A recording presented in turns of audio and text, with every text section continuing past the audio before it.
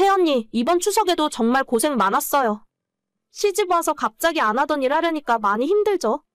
아니에요. 저희 집에서도 명절마다 많이 했던 일인데요, 뭐. 어머님이 많이 도와주셔서 별로 힘들지도 않았어요. 에이, 제가 옆에서 볼 때는 엄청 힘들어 보이던데. 그냥 솔직히 힘들면 힘들다고 말해요.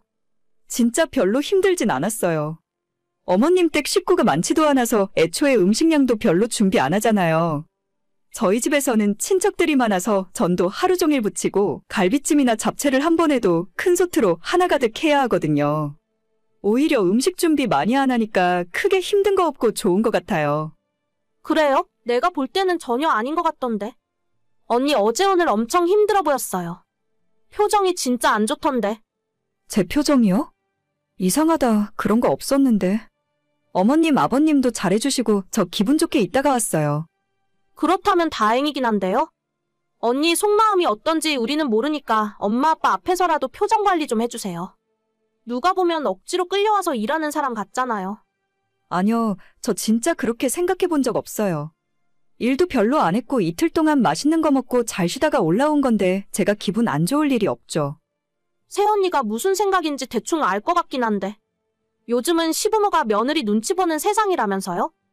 안 그래도 멀리 떨어져 사니까 자주 얼굴도 못 보는데. 새언니 한 번 집에 오면 우리 엄마가 언니 눈치 엄청 보는 것 같아요. 제가 뭘 어쨌다고. 우리 부모님처럼 대하고 있어요. 네네, 언니는 그렇게 느낄 수도 있겠죠. 하지만 입장 바꿔서 한번 생각해 보시라는 거예요. 솔직히 제가 아직 시집은 안 가봤지만 친정부모도 아니고 시부모 만나러 왔는데 싫을 수도 있다고 생각해요. 근데 조금 웃기도 하고 우리 엄마 아빠 앞에서 너무 기분 나쁜 티를 많이 내지 말라 이거죠. 저기 아가씨, 제가 웬만해서는 이런 말 안 하고 싶은데 저 진짜 아니에요. 안 그래도 집이 멀어서 자주 찾아뵙지 못하는 것도 죄송한 마음이라 몇 번 안 되는 명절이나 생신에 내려가는 게 하나도 안 힘들어요. 기분 나쁠 것도 전혀 없고 혹시라도 제 표정이 뭔가 이상했다면 다른 생각을 하고 있어서 그랬을 거예요. 괜히 오해하지 말아주세요. 새언니가 아니면 아닌 거지 뭘 그렇게 정색을 하고 그러세요? 어제 언니가 너무 힘들어 보여서 걱정되는 마음에 해본 소리니까 크게 신경 쓰지 마세요. 언니가 괜찮은 거면 아무 문제가 아니죠. 이 집안에 시집 와서 4년이 지났는데 아직도 시집살이가 적응이 안 됩니다. 시부모님은 별로 말수도 없고 잔소리를 많이 하시는 스타일이 아니에요. 저와 남편은 수도권에 살고 있는데 시댁은 2시간 반 이상 걸리는 지방에서 살고 계시기 때문에 1년에 명절 2번 포함해서 많아야 4-5번 얼굴 보며 살고 있습니다. 자주 얼굴도 못 보고 오랜만에 만나면 잘해드리려고 제 나름대로 노력한다고 생각하는데 이상하게도 신혼 때부터 신우가 계속 저를 못 잡아먹어 안달이더라고요. 겉으로는 저를 걱정해주는 척, 저를 위해주는 척을 하면서 시부모님 보는 앞인데 은근히 돌려서 매기는 말을 자주 하고 아까 보셨던 것처럼 대놓고 타박을 하고 있었습니다. 정말 솔직하게 말해서 시댁에 가는 건 전혀 스트레스가 아니에요. 1년에 몇 번 얼굴 보는 것도 아니고 시어머니가 잔소리하는 타입도 아니거든요. 그런데 꼭 내려갔다 올라오면 기분이 계속 좋지 않은 이유는 바로 신우 때문입니다. 빈정대며 돌려까지 말고 차라리 저보고 마음에 안 든다 대놓고 이야기라도 하면 저도 똑같이 맞받아치기라도 해볼 것 같아요. 하지만 자기는 할 말 못할 말 다 해놓고 제가 조금만 뭐라고 하면 그런 의미가 아니라 저를 걱정해서 하는 소리였다고 꽁지를 빼버립니다. 자기는 할 말 다 해놓고 별거 아니었다는 식으로 도망쳐버리니 너무 약오르고 화가 났습니다. 얘기 들었어? 내 동생이 지난 주말에 결혼할 남자라면서 집에 데려왔대. 진짜? 아가씨 드디어 시집 가는 거야? 그래, 빨리 결혼해야지. 결혼을 해봐야 아가씨도 내 마음을 이해할 거야. 근데 상대방은 뭐 하는 사람이래? 나도 엄마한테 방금 들어서 정확하게는 잘 모르겠는데 대대로 소갈비집 판다는 것 같아. 집안에 돈도 좀 있다 하더라고. 와, 아가씨 대박이네. 평생 결혼 안 하고 어머님이랑 같이 살 줄 알았는데. 그래도 밖에서 남자는 만나고 다니는구나? 그러게 말이야. 결혼하면 아마 회사 그만둔다고 하는 것 같더라. 남자 쪽에서 며느리 직장 다니는 거 싫어한대.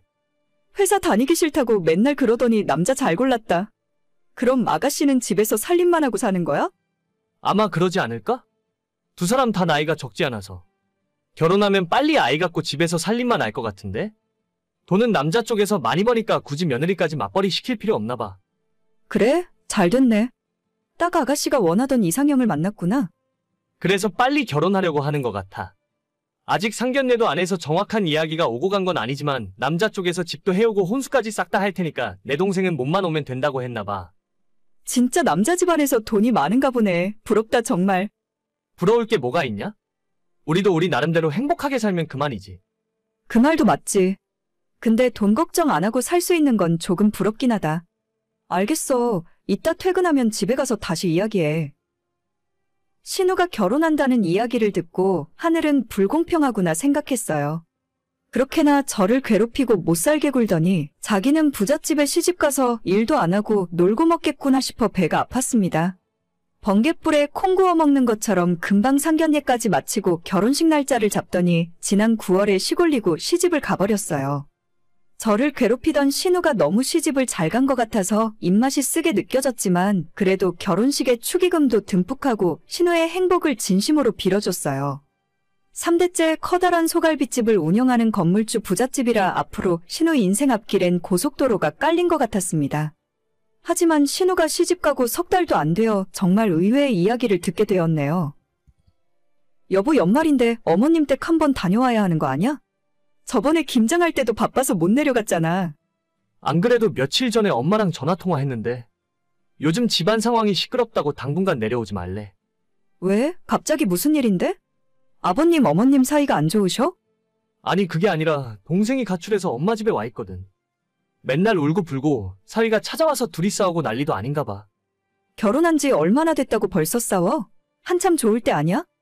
몰라, 결혼 전에 했던 이야기랑 달라졌다는데. 일하지 말고 회사 그만두라고 하더니 요즘에 갈비집 불러내서 일 시키나 봐. 하루에 12시간 가게 나와서 일하니까 힘들어서 못하겠대. 아니, 집에서 애 낳고 살림만 하면 된다면서. 가게 물려받고 싶으면 무조건 일을 해야 한다는데 동생한테 선택의 여지도 없나 봐. 어쩐지 결혼할 때 너무 그쪽에서 다 해준다 싶더라. 그럼 아가씨는 이제 앞으로 어쩐대? 어쩌긴 몰라 어째. 평생 갈비집에서 일하던가 싫으면 이혼하던가. 그런데 이미 결혼하고 돈맛을 봤는데 그걸 어떻게 포기하겠어? 엄마도 그냥 돌아가서 적응하고 살라 하시더라고. 역시 세상에 공짜는 없구나. 매일 밤 엄마 집에 와서 징징대는데 아침 되면 또 일하러 나간대. 하루라도 출근 안 하면 시어머니가 엄청 화를 낸다 하더라고. 제대로 걸렸네. 그래도 나중에 가게 물려받으면 사모님 소리 듣고 살겠지. 그때까지 20년, 30년 열심히 살다 보면 좋은 날 오지 않겠어? 나는 그냥 회사나 열심히 다녀야겠다. 나도. 평생 몸쓰는 일이라곤 안 해본 신우라서 12시간 동안 서서 하는 일이 당연히 쉬울 리 없죠. 가족이라 월급도 안 주고 주방일부터 서빙까지 안 하는 일이 없다 하네요. 부잣집 맏며느리가 어디 쉬운 줄 알았습니까? 그렇게 저한테 시집살이 시키더니 앞으로 시댁 내려갈 때마다 놀리는 재미가 있겠네요. 신우 일하고 있는 갈비집은 다음에 내려갔을 때 꼭 들러야겠습니다.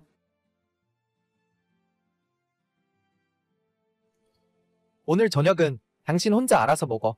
나는 퇴근길에 엄마네 집 들러서 저녁 먹고 갈게. 또? 오늘 낮에 장 봐서 반찬들 다 만들어놨는데 그냥 집에 와서 같이 저녁 먹자. 엄마가 삼겹살 구워준대. 너도 우리 엄마 집에 가서 같이 저녁 먹던가? 그건 싫잖아. 그러니까 나 혼자 먹고 간다고. 알겠어. 알아서 먹고 들어와. 나도 혼자 알아서 먹을게. 그래, 당신 하루 종일 집에서 힘들 텐데 먹고 싶은 거 있으면 그냥 배달시켜 먹어. 날도 더운데 괜히 음식 만드느라 고생하지 말고. 말이라도 고맙네. 저는 2년 전 결혼했고 지금은 건강 문제로 잠시 일을 쉬는 중입니다. 완전 백수가 된 건 아니고 3개월 병가를 내어놓고 수술을 받았어요. 다행히 수술은 성공적으로 잘 끝났고 다음 달 초에 회사 복직을 목표로 푹 쉬는 중입니다. 병원에 오래 누워 있어서 그런지 아직 체력은 많이 부족해서 운동을 심하게 하거나 많이 걸어 다니기엔 체력적으로 부담이 심해요. 친정엄마가 얼마 전까지 우리 집에 올라오셔서 밥도 해주고 집안일도 도와주셨는데 지금은 다시 집으로 내려가시고 저 혼자 집에서 쉬면서 집안일도 하는 중입니다. 저희 친정부모님들이 차로 2시간 넘게 걸리는 지방에서 사시기 때문에 결혼 전부터 남편은 시댁에서 멀지 않은 곳에 살자고 하더라고요. 나중에 제가 임신을 하거나 아이를 낳게 되면 봐줄 사람이 필요하니까 시댁이랑 집이라도 가까워야 서로 편하지 않겠냐고 하면서요. 처음에는 시댁이랑 가까이 살면 시어머니가 너무 간섭하고 괴롭히는 게 아닐까 걱정했는데 그런 걱정은 쓸데없는 기우였어요. 저희 집에 함부로 찾아오시는 적도 없고 지금까지 살림 똑바로 하라며 잔소리하는 경우도 전혀 없이 지난 2년간 자유롭게 지냈습니다. 하지만 어떨 때는 조금 너무한다 싶을 정도로 저한테 관심이 아예 없으세요. 남편이 외동아들이라 그런지 시어머니는 저희 남편을 정말 아끼고 좋아하시는데 반면에 며느리인 저한테는 아무런 관심이 없어 보이십니다. 어느 때는 무관심한 것이 편할 때도 있지만 2년이나 지난 지금까지 시어머니께서 저를 어색해하고 대화도 거의 하지 않으려 하시니까 시댁만 가면 제가 투명인간이 된 기분이에요. 주말에 우리 부모님 모시고 낙지 먹으러 갈까? 당신 낙지 좋아하잖아. 나는 됐어. 당신이나 부모님 모시고 갔다 와. 아니 여보는 왜 우리 부모님이랑 식사하는 자리에 가는 법이 없어? 어차피 집에서 할 일도 없을 텐데 그냥 같이 가서 먹고 오면 좋잖아. 아버님은 그럭저럭 괜찮은데 어머님이랑 같이 있는 것 자체가 너무 어색해. 나한테 말도 잘 안 거시고 내가 하는 말에 대답도 잘 안 하신단 말이야. 그건 우리 엄마가 낯을 가리고 수줍음이 많으시니까 그런 거지. 자주 보고 얼굴을 익히면 그때부터 조금씩 편해질 거야. 2년 동안 나도 노력할 만큼 했는데 어머님은 처음부터 지금까지 똑같으셔. 이제 그냥 포기했으니까 당신이나 부모님 모시고 가서 맛있게 먹고 와. 어휴 진짜. 너도 피곤하다 피곤해. 제가 시부모님과 같이 밥 먹으러 가지 않는 이유는 어머님께서는 저를 앞에 두고 티가 날 정도로 너무하게 본인 아들만 챙기십니다. 맛있는 음식이나 메인 반찬들은 전부 아들 앞으로 다 밀어놓고 어느샌가 정신 차려보면 제 밥그릇 앞에는 김치랑 밑반찬, 나물 쪼가리들 뿐이죠. 물론 제 앞에 반찬을 남편 앞으로 가져간다고 해서 제가 먹지 못할 이유는 없습니다. 팔을 좀 뻗어서 가져다 먹으면 되는 일이지만 이미 제 식욕은 뚝 떨어져 버리고 마는 거죠. 당연히 본인 아들이 더 중요하고 아끼는 마음은 이해하겠는데 저도 그 밥상 위에서 같이 밥을 먹고 있는 사람이라는 걸 어머님은 아예 생각도 안 하시는 것처럼 행동하세요. 이것 좀 먹어봐라, 저것 좀 먹어봐라. 아들한테 그렇게 관심을 쏟으시면서 저를 없는 사람 취급을 하니까 도저히 같은 밥상에서 밥을 못 먹겠더라고요.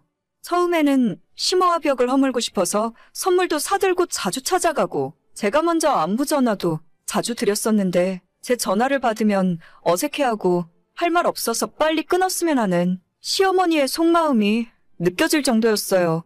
아무리 노력해봐도 관계 개선이 안 되니까 저는 저대로 포기하고 조용히 살아야겠다 생각했죠. 그런데 얼마 전에 복날이 있었잖아요. 그때 갑자기 시어머니가 남편을 통해서 복날인데 백숙을 같이 먹자며 집으로 오라 하시더라고요. 밖에 나가서 사 먹는 게 저도 편하지 시댁에서 먹는다고 하니 진짜 가기도 싫었습니다. 당신 진짜 이번에도 안 갈 거야? 엄마가 복날이라고 소정딱 사다가 백숙 해놓는다는데 이번에도 안 먹겠다고 거절하면 분위기 이상해져. 나는 그냥 집에서 집밥 먹으면 되는데 당신 혼자 가서 나 대신 많이 먹고 오면 안 돼? 아니야. 이번에는 엄마가 꼭 당신도 같이 데려오라고 했단 말이야. 당신 백숙에 들어있는 찹쌀죽도 좋아하잖아. 엄마가 다 준비해놨다고 하니까 이따 저녁에 엄마네 집으로 바로 와. 나도 퇴근하고 바로 갈 테니까. 그래 알겠어. 그럼 당신 퇴근 시간 맞춰서 갈게. 진짜 난 괜찮은데. 남편이 6시에 퇴근해서 집에 오는 시간이 대략 40분 정도 걸려요. 제가 남편도 오기 전에 먼저 시댁에 가 있으면 어색해서 못 견딜 것 같고 차라리 7시쯤 가서 남편이 도착한 이후에 시댁에 들어가려고 했죠. 시댁 가는데 빈손으로 갈 수는 없으니 집 앞 과일 가게에서 한 박스에 3만 원 하는 커다란 복숭아도 사들고 찾아가서 현관문을 열고 들어갔습니다. 이미 남편을 포함해서 시부모까지 한참 식사 중이더라고요. 남편과 아버님만 저를 반겼고 시모는 손에 장갑을 낀 채 밥상 위에서 커다란 닭을 손으로 직접 해체하고 계셨습니다. 주방 선반 위에 복숭아 박스를 올려두고 제자리로 와서 앉았는데 이미 커다란 토종닭은 거의 다 해체가 된 상황이고 다리 2개와 날개 2짝은 남편과 시아버지 밥그릇 위에 하나씩 올라가 있더라고요. 어차피 이 정도 상황은 예상했었고 크게 놀라거나 서운하지도 않았습니다.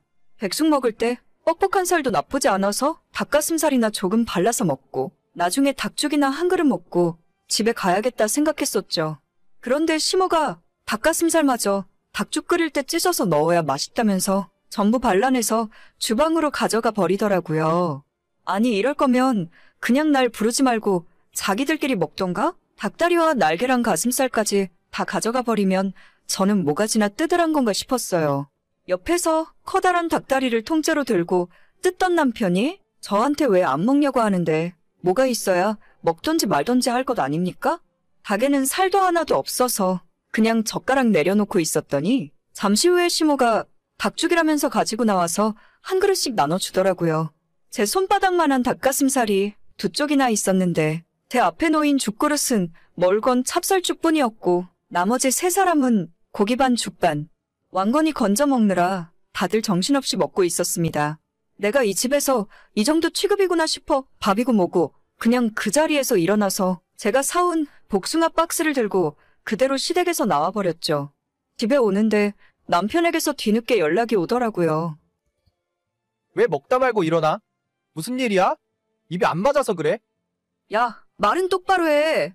먹다만 게 아니라 아예 나는 먹지도 않았어. 내가 이럴 줄 알았다. 처음부터 안 간다고 했지? 그게 무슨 소리야? 엄마가 이 더운 날에 땀 뻘뻘 흘리면서 준비한 건데. 나는 먹은 게 하나도 없어. 내 앞에 고기 한 점 없는 거 못 봤니? 다리도 너가 다 먹고 날개도 너가 먹고 죽도 나는 멀건 흰쌀죽이고 이게 엿먹이려고 부르신 거지. 며느리 닭죽 끓여주시려고 부른 거야? 무슨 말을 그렇게 심하게 해? 음식을 하다 보면 그럴 수도 있는 거지. 아, 됐어. 더 이야기하고 싶지도 않으니까.